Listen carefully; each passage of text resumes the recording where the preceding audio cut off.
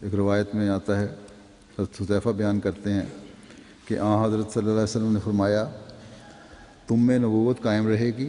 جب تک اللہ چاہے گا، پھر وہ اس کو اٹھا لے گا اور خلافت علی منہاج نبوت قائم ہوگی، پھر اللہ تعالیٰ جب چاہے گا اس نعمت کو بھی اٹھا لے گا، پھر اس کی تقدیر کے مطابق ایزا رساں بادشاہت قائم ہوگی جس سے لوگ دل گرفتہ ہوں گے اور تنگی محسوس کریں گے۔ جب یہ دور ختم ہوگا تو اس کی دوسری تقدیر کے مطابق اس سے بھی بڑھ کر جابر بادشاہت قائم ہوگی، یہاں تک کہ اللہ تعالیٰ کا رحم جوش میں آئے گا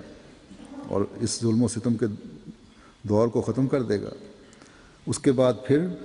خلافت علی منہاج نبوت قائم ہوگی۔ یہ فرما کر آپ خاموش ہو گئے۔ پس خلافت کے قیام کے لیے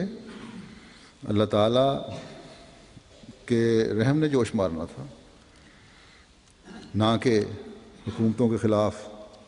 مسلمانوں کے پرجوش احتجاج سے خلافت قائم ہونی تھی۔ کیا ہر ملک میں خلافت قائم کریں گے؟ اگر ایک کریں گے تو کس فرقے کے ہاتھ پر تمام مسلمان اکٹھے ہوں گے؟ نماز کی امامت تو یہ ہر فرقہ ایک دوسرے کو قبول نہیں کرتا۔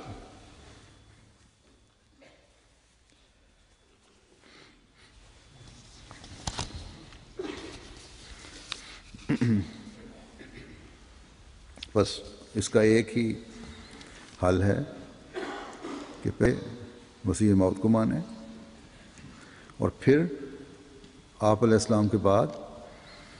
آپ کی جاری خلافت کو مانیں۔ یہ وہ خلافت ہے جو شدت پسندوں کا جواب شدت پسندی کے رویے دکھا کر قائم نہیں ہوئی۔ مسلم امہ کے دو گروہوں کے درمیان گولیاں چلانے اور قتل و غارت کرنے سے حاصل نہیں ہوئی،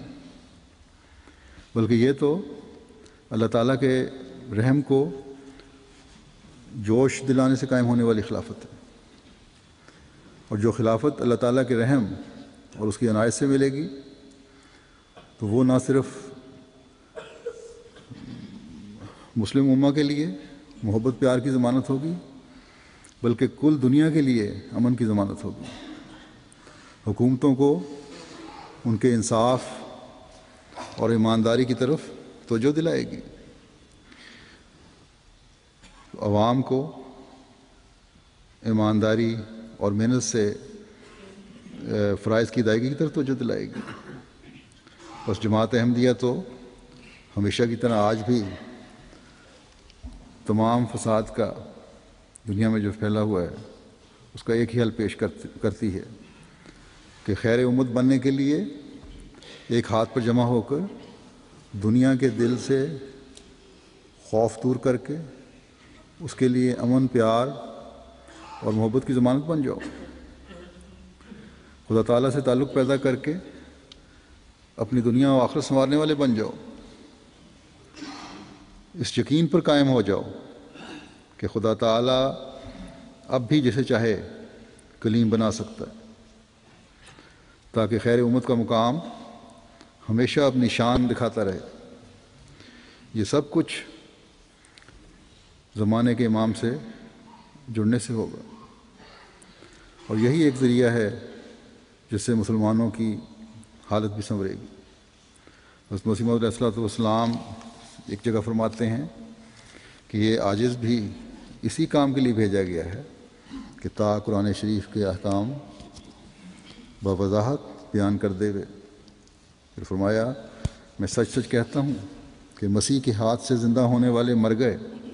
مگر جو شخص میرے ہاتھ سے جام پیے گا جو مجھے دیا گیا ہے وہ ہرگز نہیں مرے گا۔ وہ زندگی بخش باتیں جو میں کہتا ہوں اور وہ حکمت جو میرے منہ سے نکلتی ہے، اگر کوئی اور بھی اس کی مانند کہہ سکتا ہے تو سمجھو کہ میں خدا تعالیٰ کی طرف سے نہیں آیا۔ لیکن اگر یہ حکمت اور معرفت جو مردہ دلوں کے لیے آب حیات کا حکم رکھتی ہے دوسری جگہ سے نہیں مل سکتی تو تمہارے پاس اس جرم کا کوئی عذر نہیں کہ تم نے اس کے سرچشمے سے انکار کیا جو آسمان پر کھولا گیا، زمین پر اس کو کوئی بند نہیں کر سکتا، سو تم مقابلے کے لیے جلدی نہ کرو اور دیدہ و دانستہ اس الزام کے نیچے اپنے تئیں داخل نہ کرو جو خدا تعالیٰ فرماتا ہے وَلَا تَقْفُ مَا لَيْسَ لَكَ بِهِ عِلْمٌ إِنَّ السَّمْعَ وَالْبَصَرَ وَالْفُؤَادَ كُلُّ أُولَٰئِكَ كَانَ عَنْهُ مسئولا، یعنی جس بات کا تجھے علم نہیں ہے اس کے پیچھے نہ چل، یقیناً کان، آنکھ اور دل سب سے پوچھا جائے گا۔ فرمایا کہ بدظنی اور بدگمانی میں حد سے زیادہ مت بڑھو، ایسا نہ ہو کہ تم اپنی باتوں سے پکڑے جاؤ۔ پھر فرماتے ہیں اے مسلمانوں، اگر تم سچے دل سے حضرت خداوند تعالیٰ اس کے مقدس رسول علیہ السلام پر ایمان رکھتے ہو اور نصرت الہی کے منتظر ہو تو یقیناً سمجھو کہ نصرت کا وقت آ گیا، اور یہ کاروبار انسانوں کی طرف سے نہیں اور نہ کسی انسانی منصوبے نے اس کی بنا ڈالی، بلکہ یہ وہی صبح صادق ظہور پذیر ہو گئی ہے جس کی پاک نوشتوں میں پہلے سے خبر دی گئی تھی۔ خدا تعالیٰ نے بڑی ضرورت کے وقت تمہیں یاد کیا، قریب تھا کہ تم کسی مہلک گڑھے میں جا پڑتے، مگر اس کے بعد شفقت ہاتھ نے جلدی سے تمہیں اٹھا لیا۔ سو شکر کرو اور خوشی سے اچھلو جو آج تمہاری تازگی کا دن آ گیا۔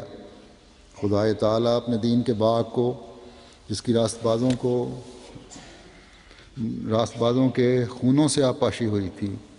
کبھی ضائع نہیں کرنا چاہتا۔ وہ ہرگز نہیں چاہتا کہ غیر قوموں کے مذاہب کی طرح اسلام بھی ایک پرانے قصوں کا ذخیرہ ہو جس میں موجودہ برکت کچھ بھی نہ ہو۔ وہ ظلمت کے کامل غلبے کے وقت اپنی طرف سے نور پہنچاتا ہے۔ بس اللہ تعالیٰ کی رحمت کے جوش نے جس خلیفۃ اللہ کو بھیجا وہ تو ہمارے ایمان کے مطابق حضرت صلی اللہ علیہ وسلم کی پیشگوئی کو پورا کرتے ہوئے ثریا سے زمین پر ایمان لے آئے اور اسلام کے حقیقی نور کو ہم پر آشکار کر دیا۔ آپ کے بعد آپ کی خلافت کا سلسلہ بھی آپ کی پیشگوئی کے مطابق جاری ہو گیا، اور اس نظام خلافت کے متعلق آپ نے یہ پیشگوئی بھی فرما دی ہے، جیسا کہ حضرت صلی اللہ علیہ وسلم نے فرمایا تھا، میں حدیث پڑھی ہے کہ جب میں جاؤں گا تو پھر خدا اس دوسری قدرت کو تمہارے لیے بھیج دے گا جو ہمیشہ تمہارے ساتھ رہے گی۔ اور یہ بات جیسا کہ میں نے کہا حضرت صلی اللہ علیہ وسلم نے بیان فرما دی ہے۔ بس احمدی جہاں تک اس پیغام کو پہنچا سکتے ہیں ضرور پہنچائیں کہ اگر تمہیں اپنی بقا خلافت کی ڈھال میں نظر آ رہی ہے تو یہ حضرت صلی اللہ علیہ وسلم کی پیشگوئی کے مطابق جاری ہے۔ اس کے لیے کسی پرجوش احتجاج کی ضرورت نہیں، کسی قسم کی گولیاں چلانے کی ضرورت نہیں، اور یہ انعام اللہ تعالیٰ کی عطا سے ہی جاری ہو سکتا ہے، اور عطا جاری ہوا ہے، نہ کہ عوامی کوششوں اور تحریکوں سے۔ بس آؤ اور اس الہی نظام کا حصہ بن کر مسلم امہ کی